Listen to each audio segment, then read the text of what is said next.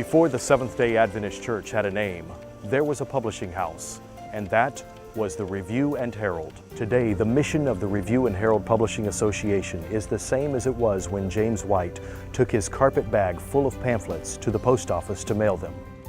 Let's take a look at the work of making the books and periodicals here at the Review. It's become more than a one-man or woman job. There's something lasting about a book, something you can hold, treasure, and underline. We publish about 165,000 devotional books every year from preschool through adult, and that represents a ratio of about 1 in every 5 North American Adventists enjoying these devotional books. Every manuscript is immensely important because of the great amount of effort and care that the writer has put into it. When an author's manuscript is approved for publication, it is first edited, then copy edited, back to the author for final review, then it's ready for design. Once the project design is ready to print, we turn the electronic file into a proof. Once approved, it's on to the plate maker.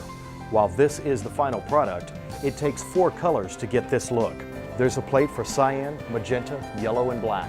A laser burns the plate, and it's off to the presses. Every month, more than 150,000 pounds of paper comes to the Review and Herald by this railhead.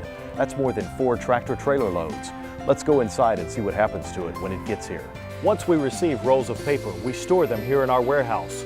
More than 1,000 rolls, like this one, are used to produce the Adventist Review and World every year.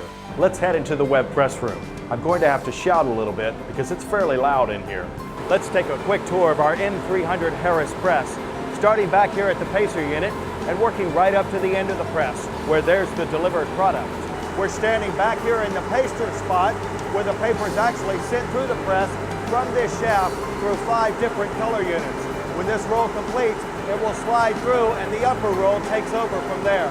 We're now at the plate unit. From the roll stand back where the paper comes along, we come to the colored plate units. You remember the plate maker. Here's where each plate fits. Black, cyan, magenta, and we're here at the yellow unit. Ink is being pumped from here through the pipes to the press. Once each color is applied, the paper goes into the oven, then around 4 drums, which is called the chiller. Here's the control hub for the entire press. The operators work on getting the correct colors on our color register system. There's a camera that takes pictures of the web itself, as indicated on the color board, sends those values back to the printing units, and turn the ink keys up or down to match the color proof on the board. Here we're running Adventist World. The paper goes up into the stacker on each card stack, and from here it goes right over to the bindery. Before we head into the bindery, there's a few things I want to show you. Operating this press at perfect quality is no easy task. Paper, ink, plates, folders, staplers, and binders all have to line up just perfectly, and every job requires a little something different. When things do go wrong, Plant Services answers the call. Review and Herald Publishing Association recycles paper, and our oxidizer cleans the air from the presses above and beyond EPA standards, doing our part for the environment. Here in the bindery, a lot of things happen to a magazine like the Adventist Review.